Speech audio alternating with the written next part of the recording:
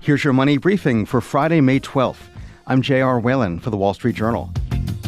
Younger workers say achieving work-life balance is important, yet many feel their job helps define them, and they can't shake the needs of their job outside of work hours.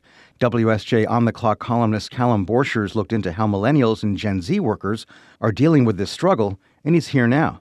So Callum, younger workers, like a lot of age groups in the workplace, have placed extra emphasis on work-life balance in recent years. How are younger workers handling that when they're actually dealing with deadlines and coworkers and bosses making demands? I'd say they're dealing with it in a very disjointed way, JR. I mean, when Deloitte did its annual survey of these young professionals and asked them, what qualities do you most admire in a peer?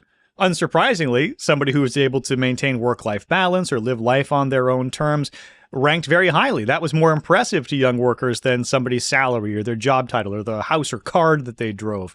And yet, if you ask those same young professionals, well, what's really important to your own sense of identity?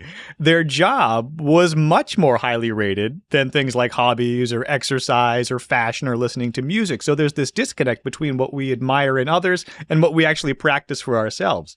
This sounds like a tricky balance. Is this an easier said than done type of scenario? It is. It's much easier to say that you're going to have work-life balance than to actually do it. The poster person for this, who I spoke with in the course of my reporting, was a woman named Catherine Smith Licari, who literally carries around a card with the words work-life balance in her wallet because she says it's one of her core values.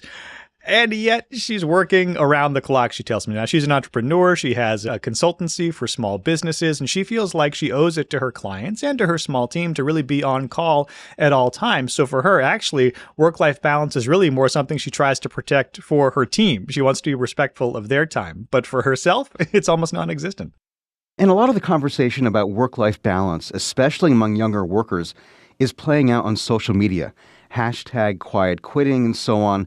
How is that shaping the way that younger people are approaching this? Yeah, they're doing it for the gram, so to speak, JR, right? Like they're posting these heavily curated images that show robust personal lives, and then they're going right back to the grind in some cases. So it can appear as though they have tremendous work-life balance, and it's not the reality. I'm thinking of a conversation I had with a young man named Daniel Zotterer, who is the executive director of a nonprofit that addresses food insecurity. And he says he works basically the equivalent of 2 full-time jobs every weekend, lots of nights. Finally took a few days off to go hiking in the Catskills recently, and he told me he was thinking mid-hike about the LinkedIn post he was going to write with a picture of himself hiking about the importance of taking breaks. So it really sort of permeates a lot of people's